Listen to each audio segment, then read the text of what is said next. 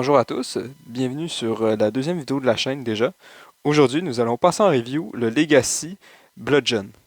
Vous pouvez déjà voir que le décor a changé contrairement à la dernière fois. J'ai fait un espace dédié pour présenter les figurines parce que avant c'était littéralement en haut d'un bureau, en hauteur, sans vrais endroits pour poser les figurines à part un coin de meuble. Donc c'était assez ardu de les filmer, mais maintenant j'ai un espace dédié et ça va être beaucoup plus simple et beaucoup plus pratique pour les présenter.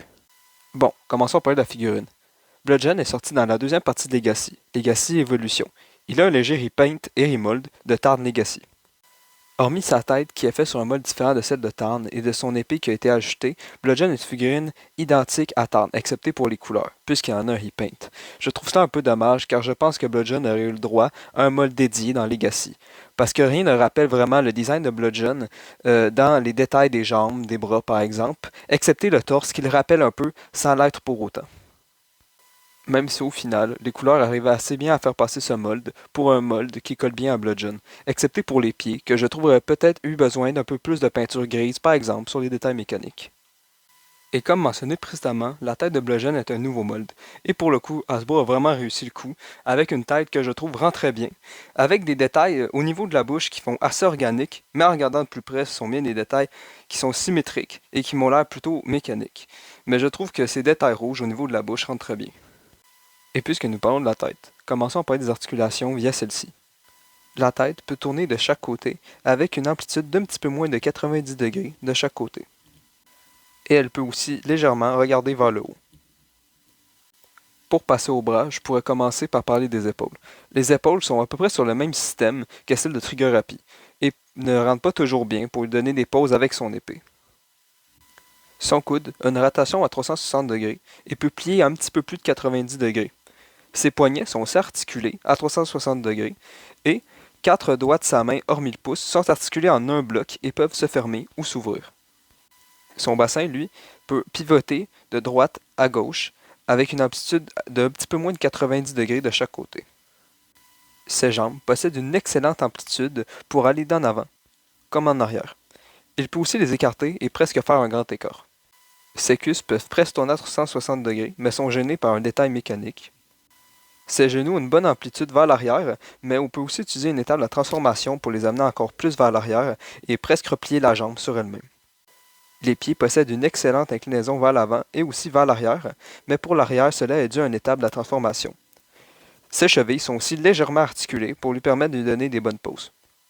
Pour passer aux accessoires, je commence à parler de son épée en premier. L'épée de Bludgeon possède une poignée support 5 mm, ce qui lui permet de la tenir dans sa main ou aussi être tenue par d'autres figurines. Elle possède aussi un port 5 mm sur le côté, avec lequel on peut l'attacher sur le bras de Bludgeon, ce qui lui permet d'avoir une lame qui ressemble un petit peu à la lame utilisée par Optimus dans Transformers The Last Knight contre Bumblebee. Via son port 5 mm, l'épée peut aussi s'attacher à l'arrière du dos de Bludgeon pour la ranger. Même si les articulations de plutôt bonne qualité, cette figurine permet de lui donner des bonnes poses avec son épée, je regrette l'absence d'inclinaison vers l'arrière au poignet pour lui donner des poses peut-être un petit peu plus naturelles avec son épée. Pour le reste des accessoires, il y a ses canons, qui sont bien sûr hérités du mode de Tarn, mais ici n'ont pas de grande utilité sur Bludgeon hormis sur son mode alternatif. On peut lui ranger dans son dos pour les dissimuler un peu, mais aussi, comme sur le mode d'origine, on peut lui mettre sur son bras via les ports 5 mm.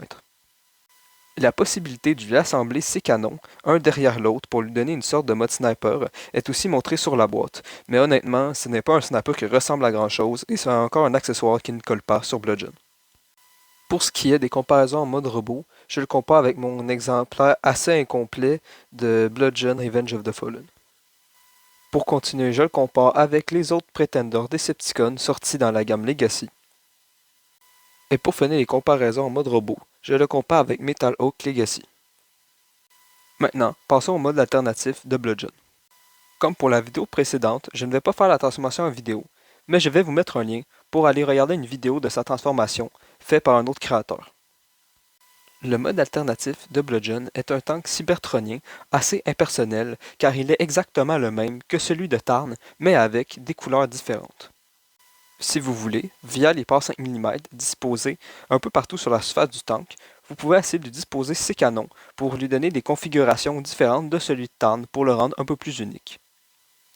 Pour ce qui est du rangement de l'épée sur le mode alternatif, puisque à ma connaissance, le mode de Tarn n'a pas été pensé pour incorporer une épée, elle peut seulement être placée sur le côté du tank via les ports 5 mm et n'est pas incorporée d'une quelconque façon autre au mode alternatif.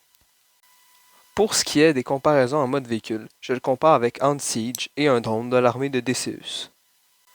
On peut voir que le char de Bludgeon est un peu petit comparé à ces deux véhicules, mais puisqu'il est de classe Voyager, cette taille est pardonnable. Pour conclure, je dirais que Bludgeon est une plutôt bonne figurine de classe Voyager avec de bons accessoires, même s'il n'est qu'un léger remolde et repaint de Tarn Legacy. Et même si son mode alternatif est peut-être un peu triste, je vous conseille fortement d'acheter cette figurine. Voilà, c'était tout pour cette review de Bludgeon Legacy. Si vous avez aimé, vous pouvez laisser un like à la vidéo ou vous abonner. Si vous voulez plus de contenu de ma part, vous pouvez aussi aller suivre le compte Instagram qui s'affiche ci-dessous. Merci d'avoir écouté la vidéo et à la prochaine.